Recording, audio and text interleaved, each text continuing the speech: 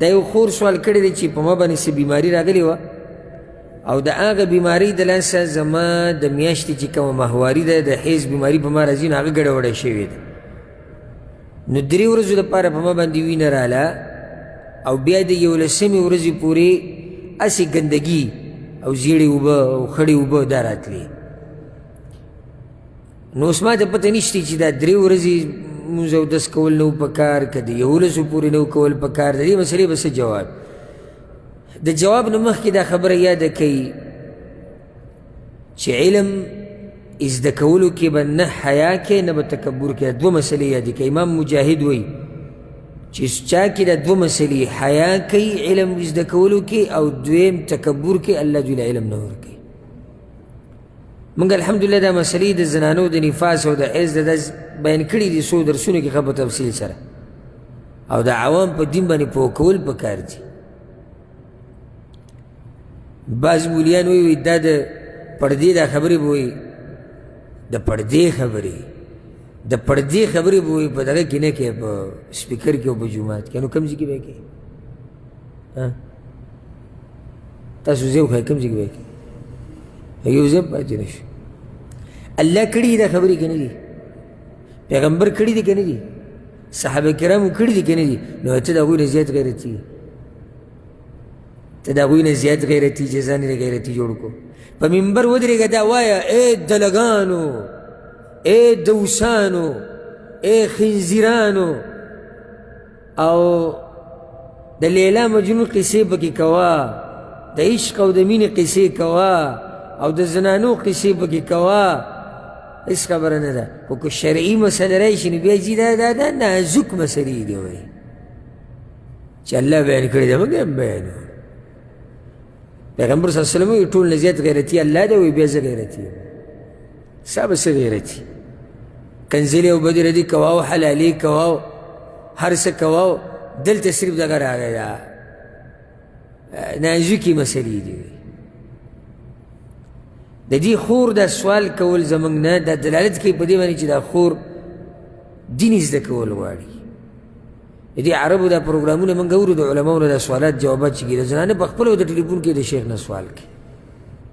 دې ضدي چې زموږ معاشره نه یې رسېدلي که نه موږ په دین نه پوهېږو مجال ټول له ورکول غواړي وکړئ تپوس د خپل دین په باره کې وکړئ تپوس د دې مولیانو نه دې څه ته ناسته په دې منبر باندې دی به تشي ما ته د جمعې په ورځ قیسې کوي او زما مذهب کته او ستا مذهب بر او زما مولا کته ستا هغه بر او زما کتاب ښه دی او ستا هغه غلط دی دی به صرف دا قیسې کوي ټول عمر له او زنده‌باد مرده‌باد د عوام به څوک پوه کوي په دین باندې دا زنانه به څوک پوه کوي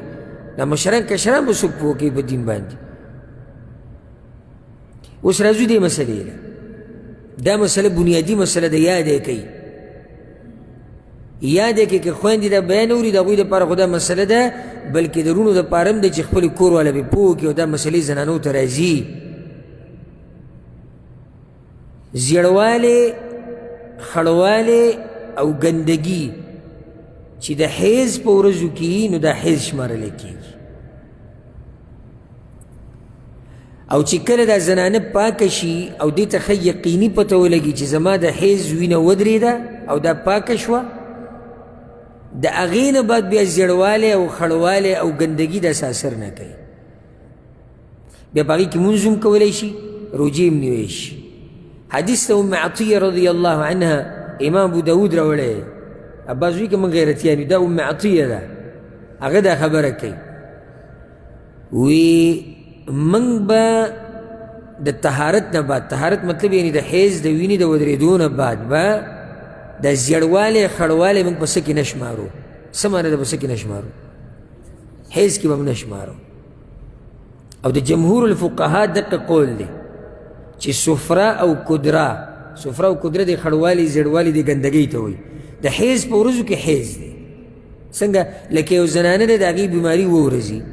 8 ورځې 3 ورځې ښه صحیح وینه راله په 4مه ورځ زیړوالی دی په 5مه ورځ خړوالی دی او دې تپوس وکړو چې دا به په څه کې شمارېږي تاسو ورته څه وایئ حیض کې ولې ځکه چې هلته پاکوالی نه دی راغلی ښه یو زنانه ده 5 ورځې په حیض وینه تېره شوه او بیا د طهارت علامات یې ولیدو. زنانه د طهارت علامات پیژني چې هغه سپینې اوبه راشي یا وچوالی دې ته محسوس شي چې بلکل وینه بنده شوې ده ودرېدلې ده.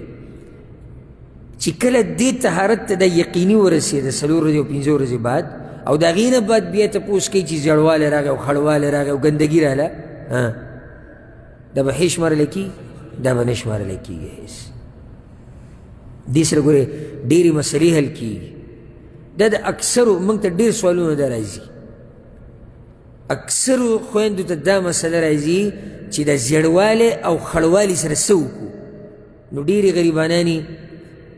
چې د تپوس د هغوی څه لار نشي چې تپوس وکړي او خاونې ځان له غریب په هېڅ نه پوهېږي، نو دا به د هغه نه څه تپوس وکړي. نو زیاتې پکې څه کوي تاسو ته پته شتې؟ غریبانانې طهر ورته حاصل شوی، حیض یې ودرېدلی، په دې خړوالي او زیړوالي کې هم منځونه پرېږدي او دا ګوره معمولي خبره نه ده، که نه معمولي ده؟ مونځ پرېږدي، روژه پرېږدي، دا وړه خبره ده؟ غټه خبره. ښه بعضې څه کوي؟ زیړوالی او خړوالی وایي دا به حیض نه وي او هغه د حیض په ورځو کې نو مونځ هم کوي، روجې هم نیسي او دا هم وړه خبره نه ده. د حیض په دوران کې دا لګیا ده مونځ کوي، د حیض په دوران کې دا لګیا ده روجې نیسي، د حیض په دوران کې لګیا ده قرآن لاس کې نیولی ده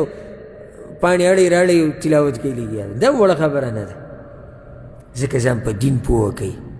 او د خپلې ښځې په دین پوهه کوي، د خویندې میندې په دین پوهه کوي، د خپل بچي په دین پوهه کوي. ورب الکعبه دا ژوند به م رڼایي، دا ژوند به م رڼایي، هره مسله به ته واضح. ښه نو دا خور وایي چې زما وینه 3 ورځو پورې وه، بیا ګندګي وه د 11 ورځو پورې، نو دې ته موږ وایو د دقې 11 پورې ستا ټول حیض دی، چې څو پورې تا پاکوالی نه لیدلی. او که د 3 ورځو نه بعد دې پاکوالی لیدلی نو بیا د 3 ورځو نه به بره چې دي دا حیض نه شمارلی کېږي. که منځونه دې پرېښودي نو دا منځونه وکړه واپس راویې ګرځوه. دلته دا فایده به راته ذکر کو. کله په زنانه باندې دا وینه د ډېر وخته پورې چې ډېره زیاته شي هغې ته دم استحاضه ویلی کېږي، هغه د استحاضې وینئ او هغه د رګ وینئ، د څه وینئ؟ د رګي. او دغه دا وینه چې ده د حیض ده، نو دا د رحم او د بچیدانې د دنې نه راوځي، دواړو کې فرق. نو دا مسله به بیانه کړو چې مسلمانانو ته دا خبره واضحه شي. ګوره کمې زنانه باندې چې وینه د خپلو ورځو نه زیاته وه نو دا به څه کوي؟ الجواب د دې سره 3 لارې دي. اولنۍ لار دا ده، حدیث کې پیغمبر صلی الله علیه وسلم ښوولې ده، وردا خبرې پیغمبر صلی الله علیه وسلم کړي دي. فاطمه بنت ابو حبیش ته دې ته د استحاضې د بیماري وینه په مخه وه، نو دا راله پیغمبر صلی الله علیه وسلم ته وی یا رسول الله وی دا مسله. پیغمبر صلی الله علیه وسلم ورته وی ګوره وی د حیض وینه خو معروفه وینه ده، هغه تکه تورې معلومیږي. نو اولنۍ طریقه دا شوه چې پیغمبر ذکر کړې ده، ځان نه وایم. اولنۍ طریقه دا شوه چې دا زنانه به په وینه کې فرق کوي، د حیض وینه تکه تورې او بینتې ځي، او هر چې د استحاضې د وینه ده دا د رګ وینه ده، دا دقه شان سرۍ څنګه چې عامه وینئ او دا بینت هم نه ځي. نو زنانه به دې وینې ته ګوري چې څو ورځو پورې دغه وینه وه د حیض ده، دا به حیضي. چې کله دغه ختمه شوه بیا دا وینه دې بل عامې وینې په شان شوه، نو دا اوس د استحاضې ورځې دي، نو اوس به دا د هر منځه دپاره اودس کوي او لمونځ به کوي. دویمه طریقه دا ده، وایي زه اوس یو نیمه زنانه په دې نه پوهېږي، وایي ما ته هېڅ پته نه لګي زه څه وکړم، زه دې وینه کې فرق نشم کولی. دا طریقه هم پیغمبر صلی الله علیه وسلم ښوولې ده.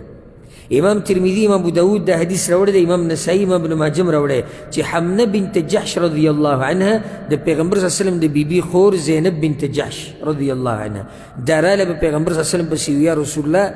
زما نه دومره وینه ځي چې سمه روانې د استحاضې دا وینه، نو زه څه وکړم؟ نو پیغمبر صلی الله علیه وسلم ورته دا وویې چې کله دا وینه په تا باندې راشي فتحیضي 6 ایام او 7 ایام فی علم الله، ستا چې کومې ورځې دي تا ته معلومې دي چې په میاشت کې د دې ځای نه د دې ځای پورې په ما باندې څه راځي بیماري دقه شپږ اووه ورځې مونځ اودس مه کوه چې دا شپږ اووه ورځې تېرې شي نو بیا غسل وکړه او بیا هر مانځه دپاره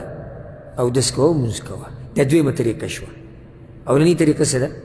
فرق به کوي په وینه کې او دویمه طریقه کومې ورځې چې دي دي که دې ته معلومي هغه ورځې به صبر کوي خو اوس یو زنانه وي چې ما ته ورځې هم نه دي معلوم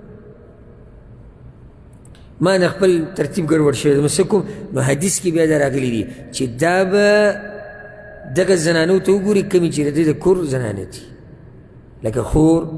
مور غالبا د یو کور زنانه چې نو د دوی د بیمارۍ ورځې